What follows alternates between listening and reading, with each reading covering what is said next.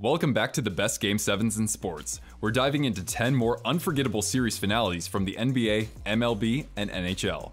In our previous video, we marveled at curses being lifted, tremendous comebacks, and iconic walk-offs, even a reverse sweep. If you missed it, just see the pinned comment below for a link. For part 2, we've got classic duels, intense rivalries, and last-second heroics on our plate. Who do you think has the greatest performance ever in a Game 7? Comment below and shout out ideas you have for future videos. Alright guys, let's start with one of the most astonishing, albeit controversial comebacks between two familiar foes in the 2000 Western Conference Finals, the Los Angeles Lakers and the Portland Trail Blazers. Portland had momentum on their side, battling back from down 3-1 in the series and pulling ahead early in the fourth quarter. Rasheed Wallace was leading the way with a 30-point night, helping the Blazers build a 15-point lead, and back in that era of the NBA, teams couldn't come back from that. A team even like the Lakers would need some help in a couple of ways. First of all, the Blazers went shockingly cold, missing 13 consecutive shots and in total sinking just 5 of 23 in the final 12 minutes. Second, the Lakers persisted in getting to the foul line, specifically 18 times in the fourth.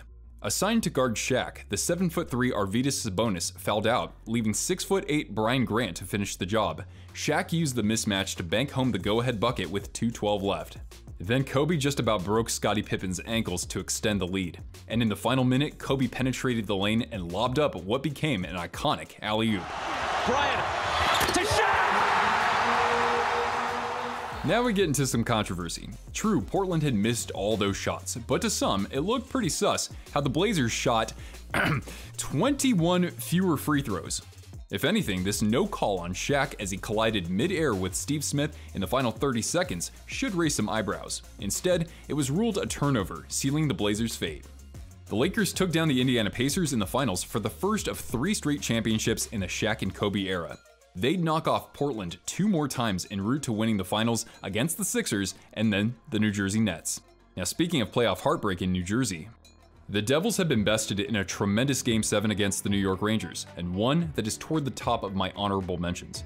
But what the Rangers did in the final is a story that, to quote broadcaster Sam Rosen, will last a lifetime. With the leadership of Captain Mark Messier, New York could win its first Stanley Cup in 54 years. Meanwhile, Captain Trevor Linden had taken his Vancouver Canucks on a remarkable run in pursuit of their first cup. At Madison Square Garden, the Rangers made a statement in the first period. Messier assisted on Brian Leetch's opening goal, and then Adam Graves struck on the power play to make it 2-0. The Canucks nearly closed the gap, first hitting the post, then nearly tucking the puck past the goal line on a bid from Pavel Bure. But they would finally break through in the second period on a shorthanded goal from Linden. The Rangers captain answered back, burying a power play chance past Kirk McLean to put New York up 3-1 heading into the third period. Linden wasn't done though. With his team on the power play, he beat Mike Richter once again to make it a 1-goal game. The Canucks' attack wouldn't let up, but the margin for error was inches. Martin Jelena had an open goal, but upon sliding under Richter's glove, the puck hit the post. Then with 6 minutes remaining, Nathan Lafayette had the equalizer on his stick, only to strike the iron once again. Vancouver continued to press, but as the final seconds wound down, it was clear that these New York Rangers were a team of destiny. The waiting is over! The New York Rangers are the Stanley Cup champions! And this one will last a lifetime! The tremendous offensive duel between the captains Messier and Linden concluded one of the greatest cup finals and one of the greatest playoffs the NHL has ever gifted us. For our next Game 7, let's recount what MLB.com considers as maybe the most famous pitchers duel ever, between the Braves' John Smoltz and the Twins' Jack Morris. The Twins entered Game 7 holding on for dear life, having blown a 2-0 series lead and needing a walk-off home run from Kirby Puckett in the 11th inning to escape Game 6. Still scoreless in the top of the 8th, Lonnie Smith led off with a single, and on a hit and run, Terry Pendleton smacked a double into the gap. And yet, on a play in which he easily could have scored from second, Smith only reached third. He denied this account, but when you see him nearing second, he turns towards second baseman Chuck Knobloch, who appears to be faking a double play and nearly stops on the bag. Still, the Braves had just 1 out, and following an intentional walk had the bases loaded. Sid Bream sent a grounder to first baseman Kent Hrbek, catalyzing a clutch 3-2-3 double play. The Twins squandered 2 golden opportunities of their own, bases loaded with 1 out in the 8th and runners on first and second with no outs in the 9th. Meanwhile, starting pitcher Jack Morris was dealing in the game of his life. He took the mound once more in the 10th and produced 3 straight outs. Now in the home half, Dan Gladden blooped a broken bat single that took a high bounce on the turf, so he tried for second and made it safely. He then advanced to third on a sac bunt from Knobloch.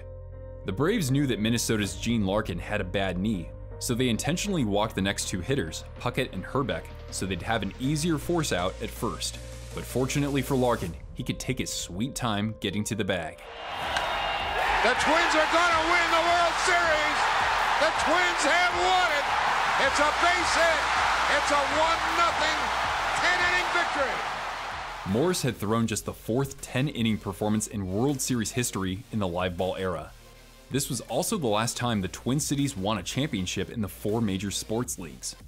As for the Braves, they'd have another shot at a title the following year, but had one hell of a hurdle to clear before advancing to the Fall Classic. Once again, John Smoltz took the mound and squared off against a Pirates club that had battled back from a 3-1 series deficit. Pittsburgh jumped on top first by manufacturing a run in the 1st and in the 6th. Then they nearly extended their lead in the 8th. With Orlando Merced on first, Jeff King doubled down the right field line, but as Merced rounded third, David Justice fired an absolute laser to home plate. Meanwhile, the Braves had only mustered 5 hits against Doug Drabek. He took the mound in the bottom of the 9th to finish the job. Terry Pendleton doubled down the right field line, then advanced to third on a fielding error from Jose Lind. Then Sid Bream walked to load the bases, and Stan Belinda relieved Drabek. Up next was Ron Gant, who lifted a sac fly to score Pendleton. 2-1 Buccos. Catcher Damon Berryhill walked, reloading the bases, but the next batter, Brian Hunter, popped out for out number 2. Francisco Cabrera was Atlanta's last chance. Now the 2-1. Line drive and a base hit!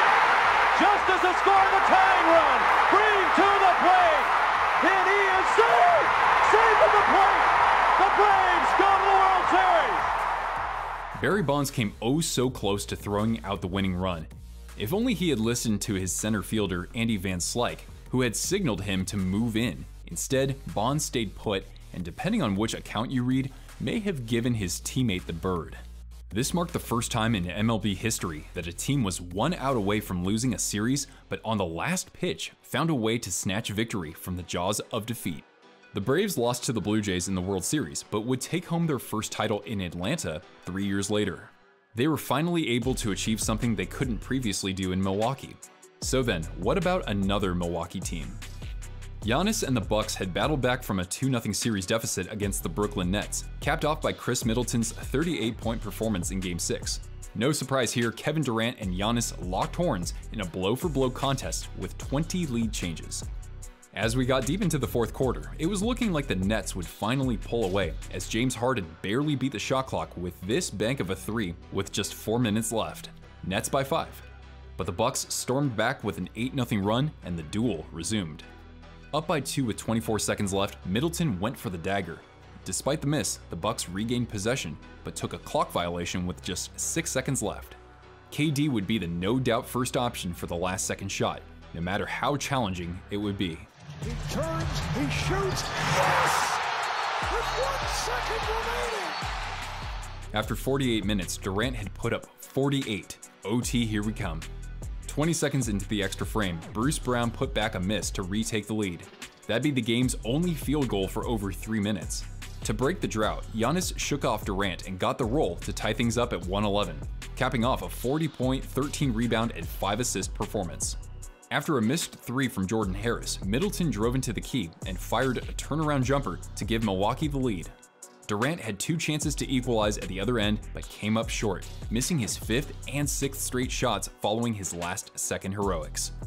The Bucks went on to face Mr. 2-0 lead himself, Chris Paul and the Phoenix Suns, winning 4 straight to claim Milwaukee's first title in 50 years. Now typically countdown videos will make you wait toward the end to see the honorable mentions, but that's not the sudden death way. Here are just some of the other remarkable Game 7s ever played. Do you think any of these should have made our top 20?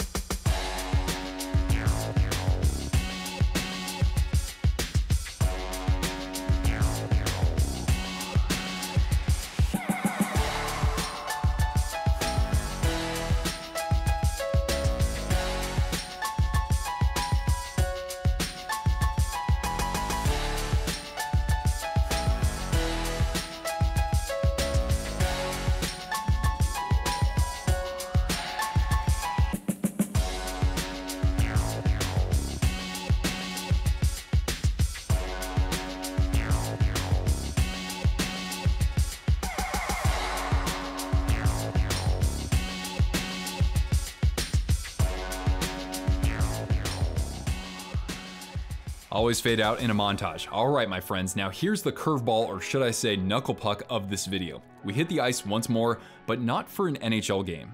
At the height of the Cold War, the USSR took on Canada in one of the biggest bragging rights battles outside of the Stanley Cup. The two squared off in a month-long 8-game series. They split the first 2 games in Canada, and after tying the third, the USSR took games 4 and 5, so they essentially had a 3-1 series lead with 3 games remaining. Tensions boiled over in Game 6. Boris Mikhailov did some of the Soviet damage by kicking Gary Bergman so hard that he pierced Bergman's shin padding and cut his leg. But the deadliest blow came from Broad Street bully Bobby Clark, who slashed Valery Kharlamov's sore ankle hard enough to fracture it. The left winger sat out Game 7 and wouldn't be 100% for Game 8. With just over 2 minutes left in regulation in Game 7, tied at 3, Paul Henderson pulled off one of the most deceptive moves you'll ever see in this tight of a contest. Canada had tied the series at 3 wins apiece, but the Soviets still led on goal differential. Canada was behind the 8-ball early in Game 8, with 2 players in the penalty box. The red-hot Alexander Yakushev stuffed home a power play goal for the 1-0 lead. Then JP Parise was called for a misconduct, upon which he skated over toward the ref and brandished his stick. Coach Harry Sinden was so heated from the ruling that he threw a chair onto the ice, and mind you, this is before Bob Knight. Special teams continued to be a difference maker, as Phil Esposito tied it up with his 6th of the series, and then Vladimir Luchenko regained the lead on the man advantage. With 3 minutes left in the first, defenseman Brad Park got the equalizer. The second period started off with a surprising carom that Vladimir Shadrin buried to make it 3-2. Then Bill White added his first of the series, but just 71 seconds later, Yakushev notched his 7th of the series to regain the lead. Another power play tally extended the Soviet lead to 5-3 before second intermission. Speaking of, Espo sniped another one by legendary goalie Vladislav Tretiak just 2:27 into the third period to bring the deficit to 1. Canada's leading scorer wasn't done just yet, and now the Soviets were playing conservatively. Receiving a tape-to-tape pass from Park, Esposito charged into their zone, ripped a shot, gathered his rebound, and drew the defense. Yvon Cournoyer, sorry if I'm saying that wrong, crashed the net, and after his initial bid, tied it up with 7 minutes remaining. Now get this, Hockey Canada director Alan Eagleson was so pissed that the goal judge had refused to turn on the goal light that he needed to be subdued by police. Pete Mahovlich jumped over the boards in retaliation, but somehow no arrests were made and play resumed. The Soviets may have sat back with the intent of winning the series on goal differential, but the Canadians couldn't give 2 hoots about a tie. In the final minute, the hero from Games 6 and 7, Paul Henderson, hopped over the boards, going rogue to replace Mahovlich. Henderson made a wild stab for it and fell. Here's another shot, right in front, they score! Henderson has scored for Canada! Henderson right in front of the net! As the saying goes, leave it on the ice. The bad blood had finally left the building as both teams shook hands. There may not have been an extravagant trophy presentation or a medal ceremony, but make no mistake, the Summit Series victory lives on as a significant moment in Canadian culture. From Game 8, we segue to 1988 in an Eastern Conference semifinals matchup between Larry Bird's Celtics and Dominique Wilkins' Hawks. Like most other entries on this list, this Game 7 followed what had been a roller coaster of a series. The Celtics took the first 2, then the Hawks rattled off 3 straight. Upon escaping Game 6 with a 102-100 victory, Bird guaranteed a win, saying the Hawks might as well forget it, they've got no chance. Wilkins must have heard the shade because he erupted for 47 points, 19 of 33 from the floor, and get this, 0 turnovers. By contrast, Bird was having a pedestrian game by his standards until the fourth quarter came around. He sunk 9 of 10 in the final 12 minutes for 20 of his 34 points. Up 3 in the final minute, he shook free of Wilkins and put up a floater over Kevin Willis with just 26 seconds left. Wilkins answered at the other end, but Bird made a heads-up inbound pass deep to Danny Ainge. He missed the layup, but Doc Rivers was called for goaltending. Down 3, Wilkins drew a foul and closed the gap to 2 with his 8th straight free throw. He intentionally missed the next shot, but his teammates couldn't corral the ball. No matter the result, the Stars shined bright at the Boston Garden that night. But what about a signature duo that put up one of the most dubious performances in finals history? And wouldn't you know, it was these 2 same franchises 31 years earlier. How does a team win a Game 7 when its Hall of Fame backcourt, League MVP Bob Cousy, and Bill Sharman shoot just 5 of 40 from the floor? They'd have to leave it in the hands of two rookies, of course, but no ordinary scrubs. The Rookie of the Year and future Hall of Famer power forward Tom Heinsohn shot 17 of 33 en route to 37 points and 23 boards. Matching him at the other end was St. Louis's Bob Pettit, going off for 39 points and 19 rebounds. He helped the Hawks erase a 6-point deficit over the final quarter, but had his struggles against another Celtics rookie. "I went in for 4 layups, he blocked the first 2, and I missed the next 2 looking for him," he said. That rookie, none other than Bill Russell, had been a shot-blocking force all night. After tying the game with his 19th point of the evening, Russell brought the hustle to swat away Jack Coleman's layup that may have otherwise secured the win. We were going to overtime. Tied at 113, Bill Sharman had the final shot of the first overtime, but couldn't get it to go. In double OT, a couple of Boston free throws put them up by 2 with 2 seconds left. Pettit missed the initial shot, and his teammate's tip-in barely rolled out to give the Celtics their first ever title. We transitioned from one St. Louis team to another, in the 06 NLCS between the Cardinals and the Mets. Both teams produced a run early on, but from there the game turned into a pitcher's duel. There would only be a combined 10 hits in the game. The Cardinals started a rally in the top of the 6th with a walk from Jim Edmonds. The next batter, Scott Rowland, belted what he, the dugouts, the spectators, and even your dog would figure was a 2-run blast. And Scott Rowland hits one into deep left field. Back at the wall, a leap, and a catch! Andy Chavez takes a home run away and turns it into a double play. Unbelievable! Somehow, Andy Chavez had sent himself into orbit, getting his elbow above the 8-foot wall to rob Rowland, and fired a beam to first base for the double play. He got his chance to knock in a run in the home half of the inning with the bases loaded, but neither he nor Jose Valentin could put his team ahead. In the top of the 9th with 1 out and Rowland on first from a single, Yadier Molina stepped up to the plate and muscled Aaron Heilman's pitch in Chavez's direction, only this time a few feet out of his reach. Rookie Adam Wainwright came in to finish the fight, but got into trouble early, surrendering singles to Jose Valentin and then Chavez. He recorded 2 outs, but then walked Paul LaDuca. The bases were loaded for Carlos Beltran, who finished 4th in MVP voting that year. Ahead in the count 0-2, Wainwright got him looking. The Cardinals completed their Cinderella run, upsetting the Tigers and winning their first World Series since 1982. And if you enjoy upsets, I've got just the one for you. But first, I want to show some more love to you guys out there. I've chosen a bonus game that was mentioned in the comments of part 1. It's from Bass Fishing Fuels. I personally think that the St. Louis Blues vs. Dallas Stars 2019 Stanley Cup playoffs, the double overtime game, was incredible and eventually led to the Blues winning their first Stanley Cup. I was on the edge of my seat for so long. And it wasn't just the game itself, it was one of the more unique storylines I've encountered, and once again, it involves St. Louis. This was a tale of 2 players on different teams, both of whom grew up in St. Louis, Ben Bishop of the Dallas Stars and Pat Maroon of the home team, St. Louis Blues. The Blues were riding a hot goaltender, rookie Jordan Binnington.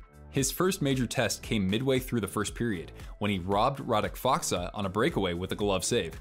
Then he denied John Klingberg with his pad. Vince Dunn started the scoring in the first on a shot from the point that Maroon nearly tipped in. But just 2 minutes and 25 seconds later, Mats Zuccarello jumped on a loose puck and tied it up. That's all the scoring there would be for nearly 70 minutes, but both teams had their chances. The game headed into overtime with more nail-biting close calls. Klingberg had a great look in transition with Jamie Benn in front of Binnington, and Bishop came up with a couple of spectacular stops off Joel Edmondson and Braden Shen. Then in the 5th minute of double OT, Ben nearly had a wraparound that Binnington held off the goal line with his pad. But upon the Blues winning a faceoff in the Stars' end in the 6th minute, Thomas shoots! It's behind it! It's not getting on the road! Robert Thomas's shot had hit the post and caromed off the mask of Bishop, landing between him and the goal. The St. Louis native, the big rig, Pat Maroon, got the first stick on it. To his credit though, Bishop was nothing short of incredible as he stopped 52 of 54 shots. The Blues were technically last place in the standings midway through the season, fired their head coach, and brought in a rookie goalie that somehow came all together in a gateway moment for St. Louis sports. They'd triumph in another Game 7 in the Cup Final, capturing their first championship in their 52-year history. Alright, and now it's time for that nutty upset I mentioned earlier. The Boston Bruins finished the regular season with an NHL record 65 wins and 135 points. They were loaded with the league's second best offense and the best defense. Meanwhile, the Florida Panthers had squeaked their way into the playoffs thanks to the Penguins folding to the lowly Blackhawks and Blue Jackets down the stretch. The Bruins weren't playing their best, but still executed when it mattered most over the first 4 games, taking a 3-1 series lead. But the Panthers held on by the skin of their teeth. Sergei Bobrovsky saved the series by stopping Brad Marchand on a breakaway in Game 5. Then Matthew Tkachuk delivered one of his many clutch playoff goals to force Game 6. It was then that the Panthers overcame a 5-4 deficit midway through the third period to force Game 7. The Bruins had a stellar goaltending tandem fronted by Vezina Trophy winner Linus Ullmark. But for Game 7, coach Jim Montgomery decided to start Jeremy Swayman. Back at TD Garden, the Panthers jumped out to a 2-0 lead by the early second period, with goals from Brandon Montour and Sam Reinhart. Feeling the fire under their ass, Boston struck back with power play goals from David Krejci in the second, then a Tyler Bertuzzi tip-in in the third, and then a go-ahead tally from Pasta just a couple minutes later. In the final minutes, the Panthers emptied their net for an extra attacker and with 60 seconds left, knotted things up on a strike from Montour, his second of the game. It was once more time for sudden death. The Bruins charged right out the gate with a couple of shots on goal. Dmitry Orlov tried to keep up the pressure but was stripped, leaving Matthew Tkachuk open for a breakaway, but Swayman quickly closed the 5-hole. Following another turnover, Swayman had to come up big against one of the NHL's emerging clutch scorers, Carter Verhaeghe. But in the 9th minute of OT, the wily winger would not be denied. Verhaeghe shoots, he scores! Carter Verhaeghe did it! Let's go home, baby! The Panthers have shocked the world! Just 4 years after the Columbus Blue Jackets stunned the record-tying Tampa Bay Lightning, the last Eastern Conference team to get into the playoffs had defeated the best regular season team in NHL history. The Panthers ultimately fell in the Stanley Cup final, but nonetheless went on one of the greatest underdog runs of the century. So then, who has the greatest Game 7 performance of all time? Which other Game 7 should have been on this list? Comment below and let me know your suggestions for future videos. Stay tuned, the next one will be here before you know it. Thanks so much for watching, guys. I'm Nick, and I'll see you next time right here on Sudden Death Sports.